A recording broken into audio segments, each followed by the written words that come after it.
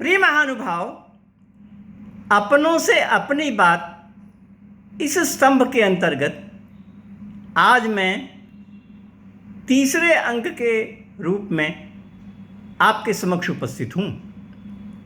मैंने इससे पूर्व शास्त्रों के प्रति मेरा दृष्टिकोण इस संबंध में अपनी बातचीत प्रस्तुत की थी और इसी विषय में मैं आज भी अपनी बातें जारी रखूँगा।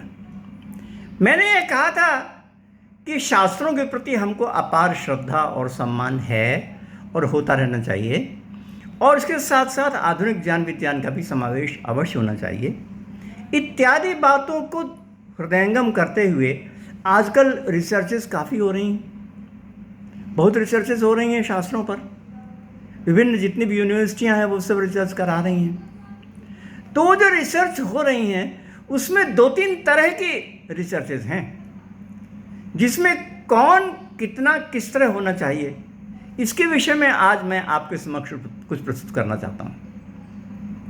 नंबर एक प्रकार की रिसर्च तो ये है जिसमें प्राय ये कह दिया जाता है कि अमुक संप्रदाय अथवा वर्ग अथवा व्यक्ति ऐसा मानता है, अमुक व्यक्ति ऐसा मानता है, अमुक मतवाद में ये कहा गया है, अमुक में ये कहा गया है। सब में पूरे में यही बातें कह दी जाती और ये पता नहीं चलता कि उन लोगों ने तो ऐसा कहा, आप क्या सोचते हैं, आपकी क्या धारणा है। मैंने ऐसे ग्रंथ देखे हैं जिसमें कि एक एक श्लोक के लिए 40-40, 50-50 पेज एक एक श्लोक की व्याख्या के लिए लिखे गए हैं और उसमें प्राय यही कहा गया है कि वो ऐसा मानता है, वो ऐसा मानता है। इतने प्राचीन काल से लेकर आधुनिक काल तक जितने विद्वान हैं उन सबको उदाहरण दिए हैं, वो ऐसा मानते हैं। परंतु इतने से बात पूरी नहीं होती। वो ऐसा मानता है, वो ऐसा मानता है, ठीक है, मानते होंगे ऐसा, परंतु उनके मानने के प्रति स्थापना क्यों है वैसी, वो क्यों माना उन्होंने इस प्रकार का, ये भी तो बताया जाना चाहिए। तो रिसर्च तब पूरी होती है जो हम ये बताएं कि जो उन लोगों ने माना वो क्यों माना है अथवा क्या वह सुसंगत है कि नहीं, आजकल की दृष्टि से जो तर्क की परीक्षा है उसमें संगति है कि नहीं, इत्यादि बातें बताई जानी चाहिए। एक दूसरी प्रकार की हमको रिसर्चेस देखने में आती है अथवा पद्धति देखने में आती है और उसमें यह होता है कि जितने भी संप्रदाय प्राचीन काल में शास्त्र में हैं और जितने भी प्रकार के सिद्धांत हैं अथवा मतवाद हैं उन सब में वो कहते हैं कि ठीक है, वो भी सही है और ये भी सही है और ये भी सही है, सबको सही कह देते हैं। अब प्राचीन काल में देखिए ना, सत्कार्यवाद और असत्कार्यवाद का सिद्धांत आया, सांख्य में सत्कार्यवाद आया और न्याय में असत्कार्यवाद आया, है ना। और उन दोनों के अपने विशिष्ट सिद्धांत हैं, अपनी विशिष्ट मान्यताएं हैं। न जाने कितना सोच है उन लोगों का, तब जाके इस प्रकार के सिद्धांत उन्होंने विकसित किए हैं। परंतु मैं कुछ लोगों की बात कह रहा हूँ, कुछ लोग ये कह देते हैं कि बस एक ही तो बात है, उसमें कौन सी खास बात आ गई। भाषा का भेद है, भाषा के भेद से लगभग एक ही बात कह दी गई है। एक आदमी ने उसको इस प्रकार से कहा, दूसरे आदमी ने उसको इस ढंग से कह दिया, वही बात है, ऐसा कह देते हैं। अब क्या इस प्रकार की जो चीज़ है तो भावना है वो रिसर्च में उपयोगी है ना। रिसर्च में तो ऐसी बात उपयोगी नहीं हो सकती, परंतु हमारे सामने ऐसी बात आ जाती है। क्यों आ जाती है? क्योंकि हमने तो सभी जो दर्शन हैं उनको लगभग साथ साथ पढ़ लिया, यानी हमने न्याय को भी पढ़ लिया, सांख्य को भी पढ़ लिया, वेदांत को भी पढ़ लिया।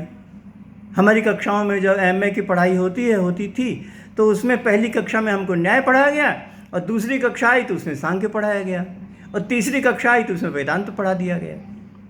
तो इस प्रकार से 3 कक्षाओं में 2 घंटे के अंतर्गत तीनों में बातें आ गई। क्या इतनी सम्मिलित हैं चीज़ें? प्राचीन काल में एक एक न्याय के शास्त्र के विकास के लिए जिंदगियां लगी हैं। बहुत से लोगों ने जब जिंदगी लगाई तो न्याय वैशेषिक शास्त्र का विकास हुआ है। इसी प्रकार से सांख्य का है, इसी प्रकार से वेदांत का है।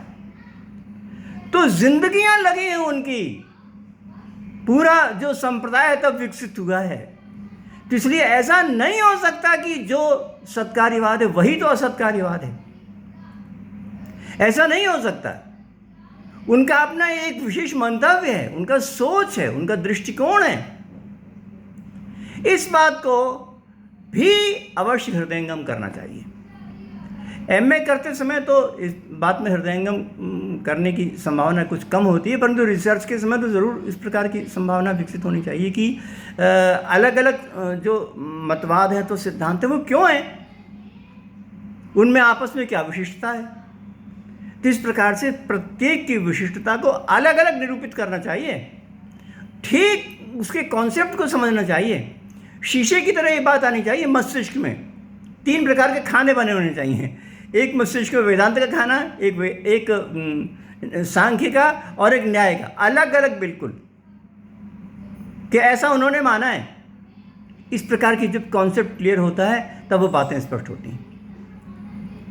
तो इस प्रकार की चीज़ें रिसर्च में आनी चाहिए। तीसरी प्रकार की रिसर्च में मैं ये देखता हूँ कि उन रिसर्चों में ये तो पता है कि हाँ विशिष्टीकरण है, सत्कार्यवाद एक विशिष्ट सिद्धांत है जो कि असत्कार्यवाद से विशिष्ट है, असत्कार्यवाद एक विशिष्ट सिद्धांत है जो कि सत्कार्यवाद से भिन्न है ना। उसमें क्या विशिष्टता है वो भी जानते हैं, ये बढ़िया बात है, ये अच्छी बात है, जानते हैं ऐसा। परंतु अगर विशिष्टता है तो फिर क्या उससे दूसरा विरोधी है? अगर हम सत्कार्यवाद को भली प्रकार समझ गए और वो विशिष्ट है तो क्या वो असत्कार्यवाद से विरोधी है? और अगर असत्कार्यवाद से विरोधी है तो हमारे मन में सवाल उठता है कि तब तो भाई सच्चाई एक में ही होगी, एक ही सच्चा होगा। अगर विरोधी है तो उनमें से या तो एक होगा या दूसरा होगा, दोनों में से एक ही सच्चाई होगी। परंतु स्थिति यह है कि हजारों साल से सभी संप्रदाय आए और सबने अपनी बातें कही, कभी किसी ने अपने को असत्य नहीं कहा।